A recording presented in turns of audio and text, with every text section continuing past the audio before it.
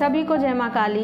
कैसे हैं आप सभी लोग? आशा करती हूँ कि माता जगत जननी की आप पे असीम कृपा बरस रही होगी और माता खूब भर भर के आपके ऊपर प्यार लुटा रही होंगी। आज का जो मेरा विषय है, आज हम जिस विषय पर चर्चा करने जा रहे हैं वो विषय साधना से लेकर के है कि साधना क्या होती है और सात्विक साधना और तांत्रिक साधना में क्या अंतर होता है, क्या होती है सात्विक साधना और क्या होती है तांत्रिक साधना। देखिए, जो साधक हैं, जो भक्ति लाइन में आगे बढ़ना चाहते हैं, तो साधना एक तरीका होता है भक्ति पथ पर आगे बढ़ने का। साधना का मतलब क्या होता है? साधना का मतलब ही होता है अपने आप को साध कर, नियम में साध कर भगवान की प्राप्ति करना।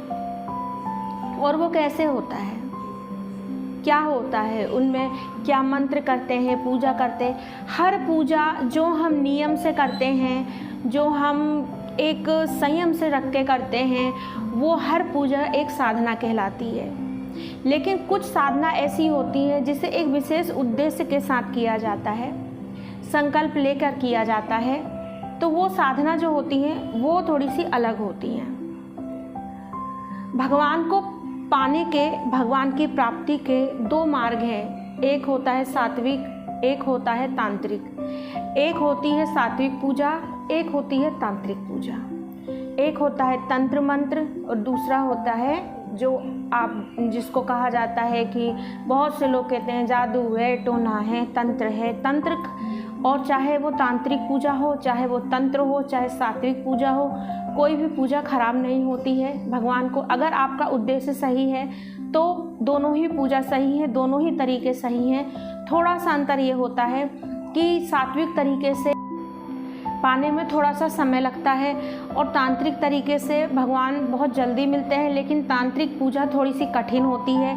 सात्विक पूजा में हम जो है नियम थोड़े से कम कर सकते हैं, लेकिन तांत्रिक पूजा में नियम कठिन होते हैं। तो हम विस्तार से बात करते हैं। सबसे पहले हम बात करेंगे सात्विक पूजा की या सात्विक साधना की, पूजा की नहीं, साधना की।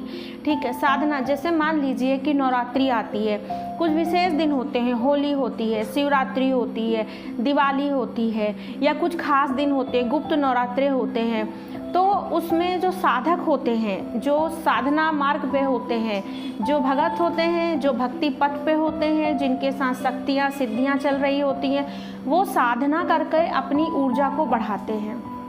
ये जो खास दिन होते हैं, इन दिनों पे आपकी ऊर्जा जो होती है ये साधना करने से ज़्यादा बढ़ती है।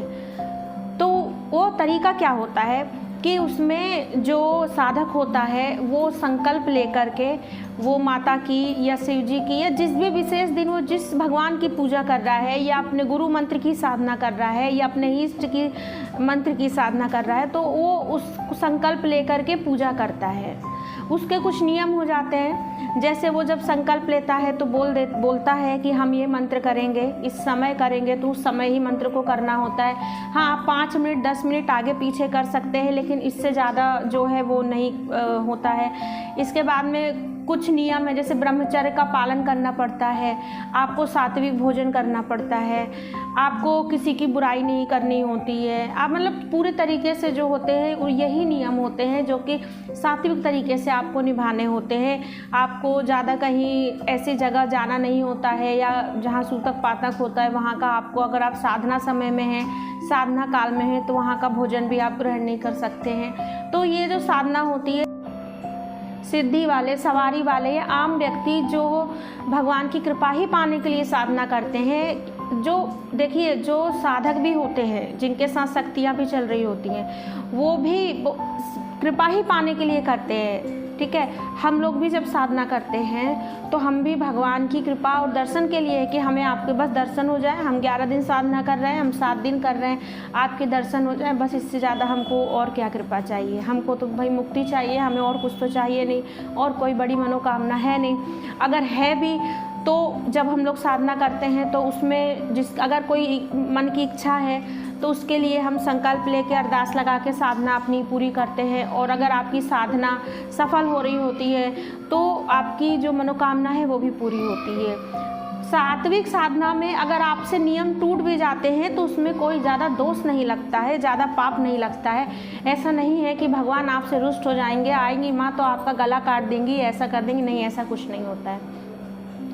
अब बात हम लोग करते हैं, विषय तो बहुत बड़ा है, वीडियो अगर इस पे बनाना चाहे तो सिर्फ एक ही सात्विक की ही बहुत बड़ी लंबी बात हो जाएगी, लेकिन क्योंकि इतना ही लॉन्ग वीडियो में चल सकता है तो उसके लिए अब तांत्रिक साधना की हम लोग बात करते हैं। तंत्र होता क्या है एक्चुअली में? देखिए, जो तांत्रिक देवी देवता होते हैं जैसे कि माँ काली हैं और हनुमान जी की भी तांत्रिक साधना होती है, जो तंत्र से बहुत जल्दी प्रसन्न हो जाते हैं।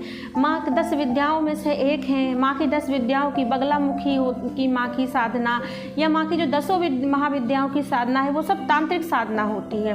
ऐसा नहीं है कि सात्विक तरीके से किया नहीं जाता है, हम लोग माँ की सात्विक साधना करते हैं। हम लोग बगलामुखी माँ है, चाहे हम लोग काली माँ हैं, इन सब की साधना सात्विक तरीके से करते हैं। लेकिन जो तांत्रिक हैं वो इन्हीं की साधना तंत्र के माध्यम से कर रहे, तांत्रिक पूजा करते हैं। तांत्रिक पूजा में स्थान अलग हो जाता है, घर में तांत्रिक पूजा नहीं की जाती है, उनके लिए अलग स्थान होता है। तांत्रिक मंत्र कुछ होते हैं, उनके लिए कुछ भोग प्रसाद अलग होता है। सात्विक साधना में भोग प्रसाद दूसरा होता है, तांत्रिक साधना में दूसरा होता है।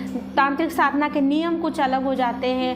तांत्रिक साधना अगर आप कर रहे हैं तो आपको नियमों का विशेष रूप से, कठोर रूप से पालन करना पड़ेगा।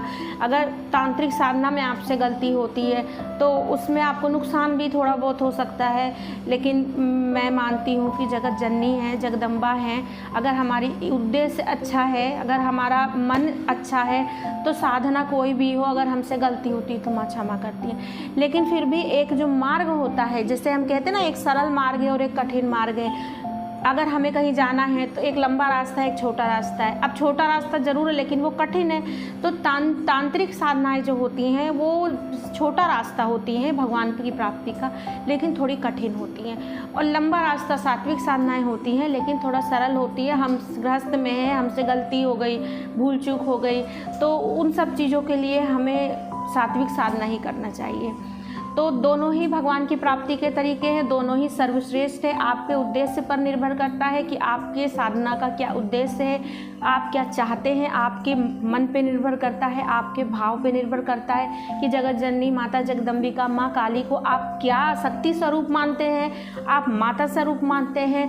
तो अब मैं अपना आपको बताऊंगी कि माँ, आप उनको मानिए ही नहीं कि वो आप उनको माँ मानिए बस। मैं तो माँ, आपको माँ ही जानती हूँ और माँ के अलावा कुछ नहीं। फिर देखिए, आपसे गलती हो, अपराध हो, कितना भी बड़ा हो, माँ एकदम माँ की तरह आके आपको वो सब चीज़ों से, उन सभी भार से आपको मुक्त कर देगी। आशा करती हूँ मेरी बातें आपको समझ में आई होंगी। मेरे चैनल को लाइक एंड सब्सक्राइब जरूर कीजिएगा। जय माँ काली।